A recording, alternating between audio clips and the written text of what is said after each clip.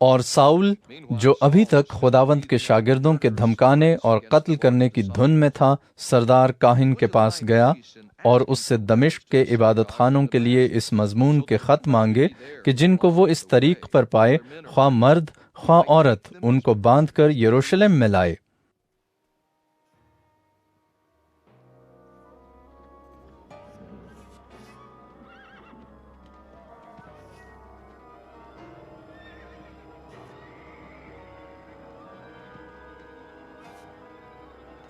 جب وہ سفر کرتے کرتے دمشق کے نزدیک پہنچا تو ایسا ہوا کہ یکایک آسمان سے ایک نور اس کے گردا گرد آ چمکا، اور وہ زمین پر گر پڑا اور یہ آواز سنی کہ اے ساؤل، اے ساؤل،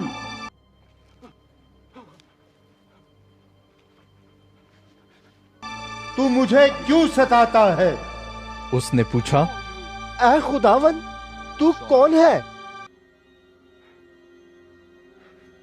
اس نے کہا، میں یسوع ہوں جسے تو ستاتا ہے، مگر اٹھ، شہر میں جا، اور جو تجھے کرنا چاہیے وہ تجھ سے کہا جائے گا۔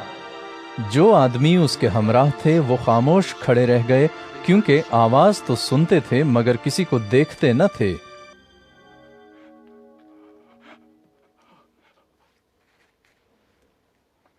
اور ساؤل زمین پر سے اٹھا، لیکن جب آنکھیں کھولیں تو اس کو کچھ نہ دکھائی دیا، اور لوگ اس کا ہاتھ پکڑ کر دمشق میں لے گئے۔ اور وہ 3 دن تک نہ دیکھ سکا، اور نہ اس نے کھایا نہ پیا۔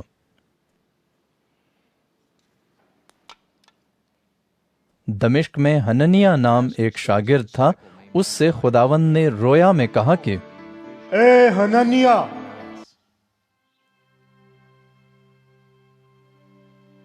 اس نے کہا، اے خداوند، میں حاضر ہوں۔ خداوند نے اس سے کہا، اٹھ، اس کوچے میں جا جو سیدھا کہلاتا ہے، اور یہودا کے گھر میں ساؤل نام ترسی کو پوچھ لے، کیونکہ دیکھ وہ دعا کر رہا ہے، اور اس نے حننیہ نام ایک آدمی کو اندر آتے اور اپنے اوپر ہاتھ رکھتے دیکھا ہے، تاکہ پھر بینا ہو۔ حننیہ نے جواب دیا کہ اے خداوند، میں نے بہت لوگوں سے اس شخص کا ذکر سنا ہے کہ اس نے یروشلم میں تیرے مقدسوں کے ساتھ کیسی کیسی برائیاں کی ہیں، اور یہاں اس کو سردار کاہنوں کی طرف سے اختیار ملا ہے کہ جو لوگ تیرا نام لیتے ہیں ان سب کو باندھ لے۔ مگر خداوند نے اس سے کہا کہ تو جا، کیونکہ یہ قوموں، بادشاہوں اور بنی اسرائیل پر میرا نام ظاہر کرنے کا میرا چنا ہوا وسیلہ ہے، اور میں اسے جتا دوں گا کہ اسے میرے نام کی خاطر کس قدر دکھ اٹھانا پڑے گا۔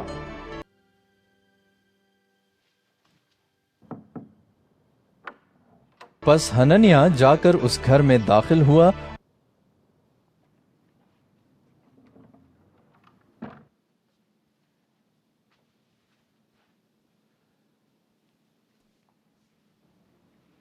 اور اپنے ہاتھ اس پر رکھ کر کہا، اے بھائی ساؤل،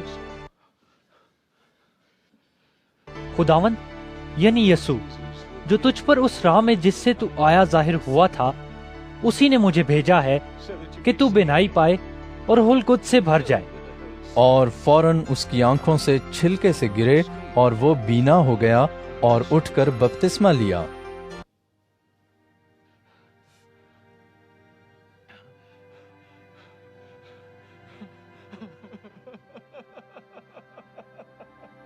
پھر کچھ کھا کر طاقت پائی، اور وہ کئی دن ان شاگردوں کے ساتھ رہا جو دمشق میں تھے، اور فوراً عبادت خانوں میں یسوع کی منادی کرنے لگا کہ وہ خدا کا بیٹا ہے، اور سب سننے والے حیران ہو کر کہنے لگے، کیا یہ وہ شخص نہیں ہے جو یروشلم میں اس نام کے لینے والوں کو تباہ کرتا تھا، اور یہاں بھی اسی لیے آیا تھا کہ ان کو باندھ کر سردار کاہنوں کے پاس لے جائے؟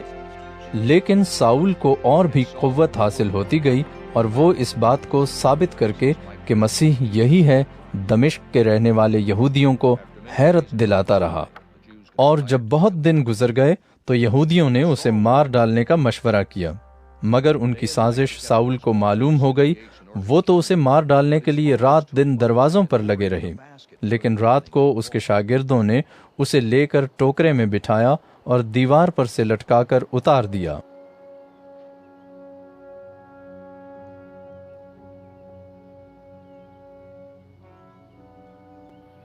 اس نے یروشلم میں پہنچ کر شاگردوں میں مل جانے کی کوشش کی اور سب اس سے ڈرتے تھے کیونکہ ان کو یقین نہ آتا تھا کہ یہ شاگرد ہے۔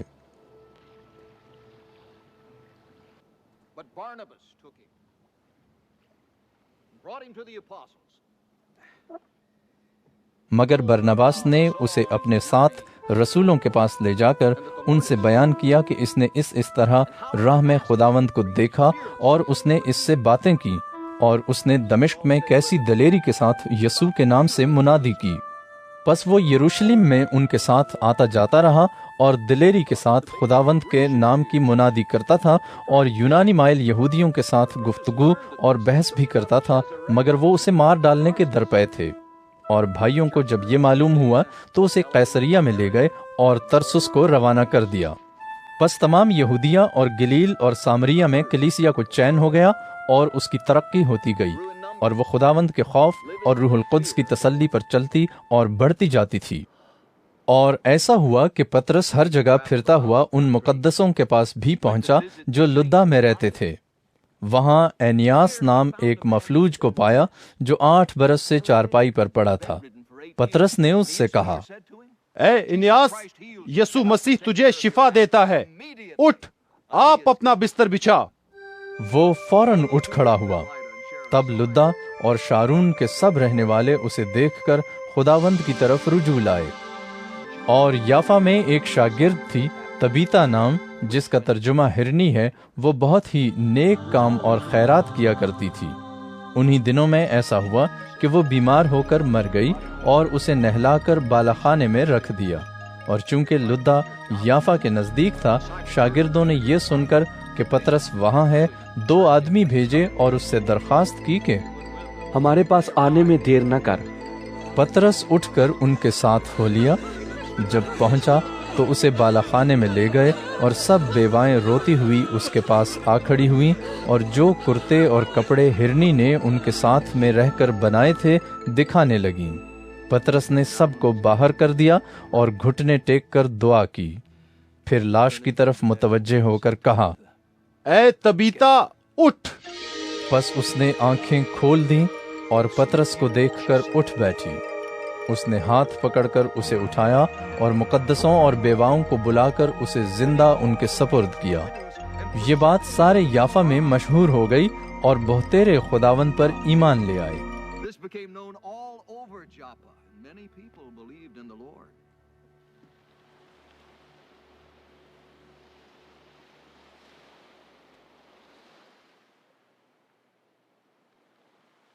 اور ایسا ہوا کہ وہ بہت دن یافا میں شمون نام دباغ کے ہاں رہا۔